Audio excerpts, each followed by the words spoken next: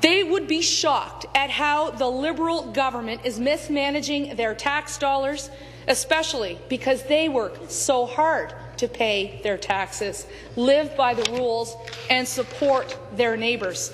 And what kind of message is this budget sending to our students like Ashley Croak or Cassandra Edwards that have their student loan debt to worry about, but now also a very large provincial debt?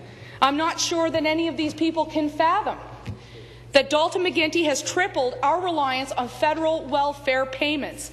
There was a time in this province just 6 short years ago when Dalton McGuinty came to office that have-not status and equalization payments coming into the province of Ontario would have been unthinkable.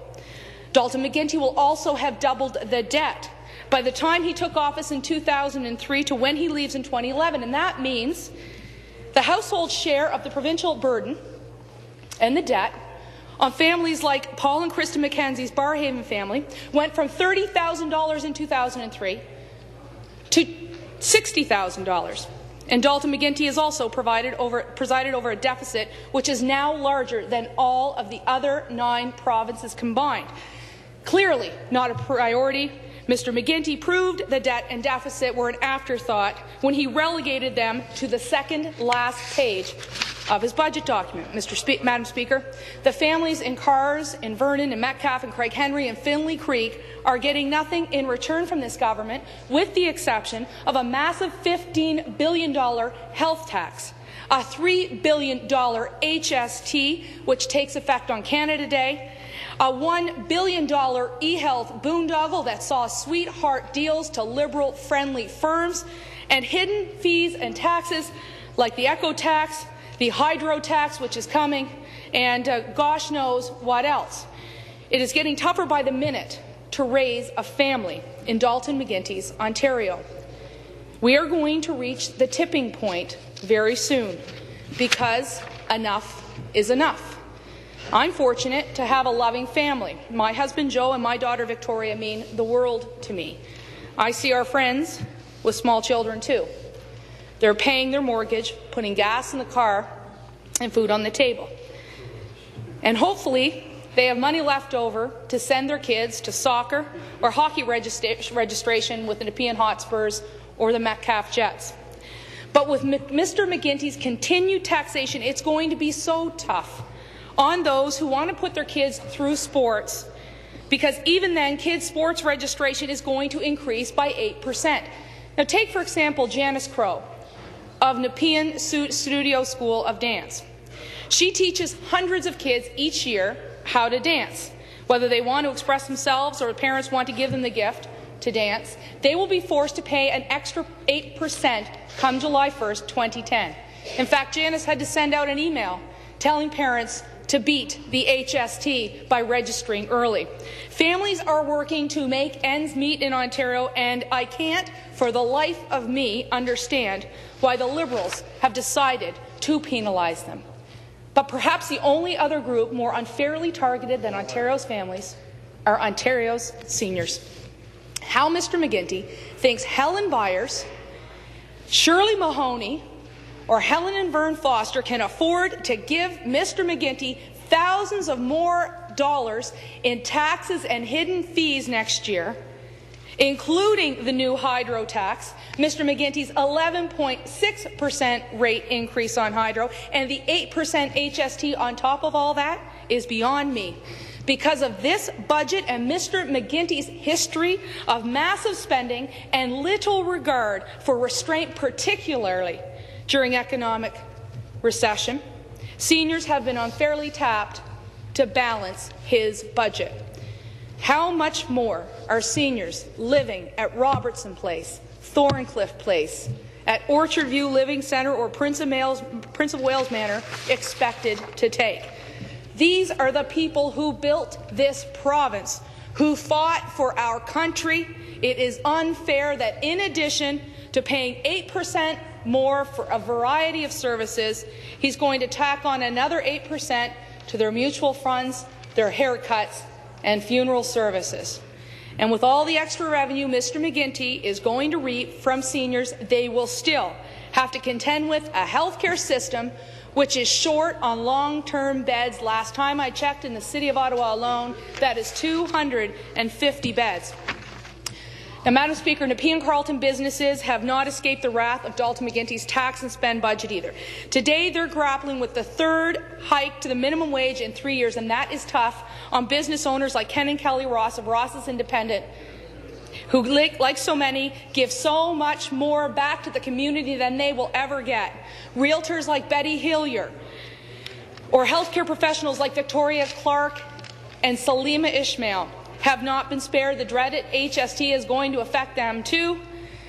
And Mr. and Mrs. Lee, Korean immigrants to Canada who have worked so hard to build their Brown's dry cleaning business in Barrhaven. On July 1st, dry cleaning bills will go up by another 8%, and that's going to affect their bottom line. It's simply not fair for these new Canadians. At a recent Barrhaven Business Exchange breakfast, I was told time and again by local business owners that the HST is going to hurt, not help them. And you just have to ask John Herbert of the Ottawa Home Builders Association about how the HST is going to impact the home renovation sector. An often quoted statistic of what happened in Nova Scotia is 1/3 of the renovation sector stayed in business, 1/3 went out of business, and 1/3 went underground. The attacks on small business have me so concerned that the projects to revitalize Bell's Corners will be in danger if this government doesn't get back on track.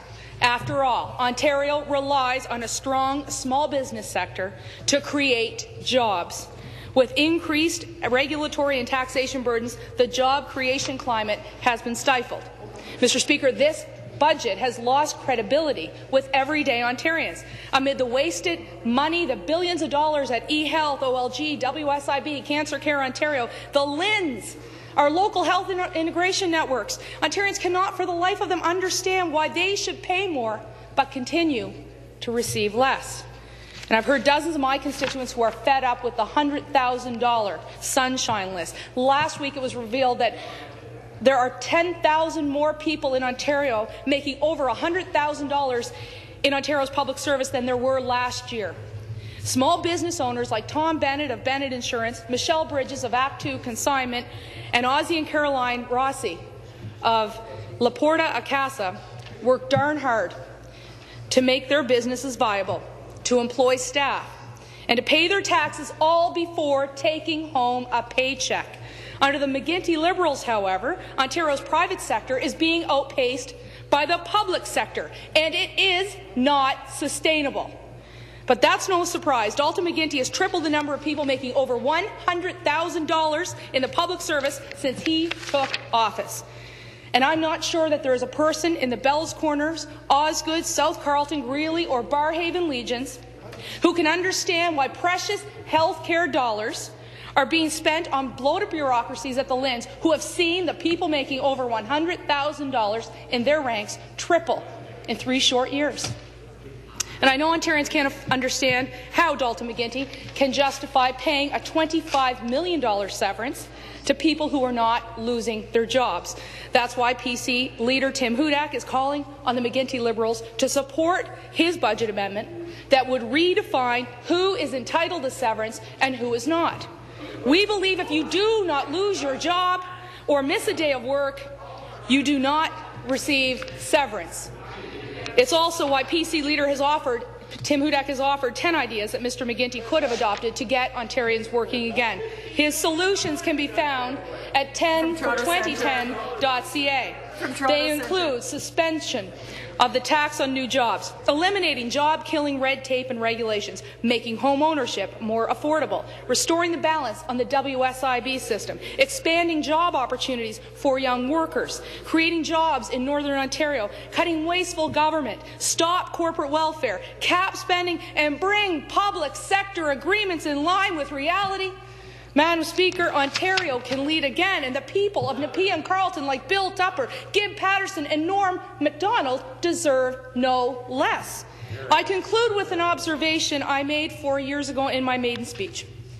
Whether you are a farmer in Nepean-Carleton or you live in the GTA or Northern Ontario, you should be able to expect that the government will work for you and will treat you equally with respect But clearly, it is not the case with this current government. Mr. Speaker, it is clear with the runaway spending, waste and mismanagement of this government and the lack of priorities in this budget that the McGuinty Liberals have become disconnected with the people they have been sent here to represent. Based on this 2010 Liberal budget, there is a major disconnect with the people in Nepean-Carleton who value safe streets, strong families and self-reliance, because this budget attacks those very same things. They have mortgaged not only our future, but they have mortgaged our children's.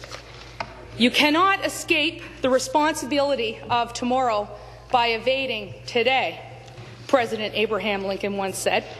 But this is exactly what Mr. McGuinty has attempted to do. As a result, Madam Speaker, I will be casting my vote against the 2010 Liberal budget, its deficit, its debt, and its runaway spending. Thank you very much.